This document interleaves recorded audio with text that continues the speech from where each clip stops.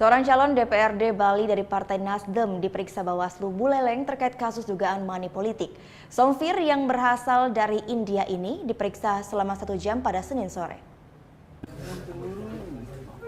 Somfir, guru spiritual asal India yang resmi menjadi WNI ini dilaporkan oleh warga lantaran diduga melakukan money politik di Kecamatan Banjar, Buleleng. Somfir yang memenuhi panggilan Bawaslu Kabupaten Buleleng pada Senin sore langsung diperiksa oleh tim Gakumdu. Hampir selama 1 jam pemeriksaan dilakukan terhadap Somfir terkait isu money politik pada Pileg 2019 di Desa Bedawe.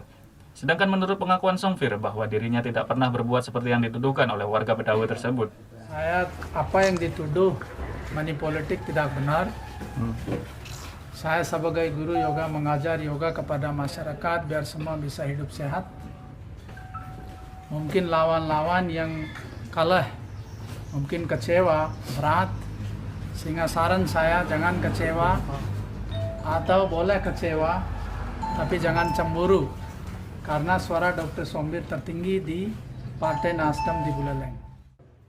Ketua Bawaslu Buleleng Putu Sugiyardana mengatakan bahwa panggilan Somfir ini merupakan yang kedua kalinya setelah memeriksa 3 orang saksi serta pelapor.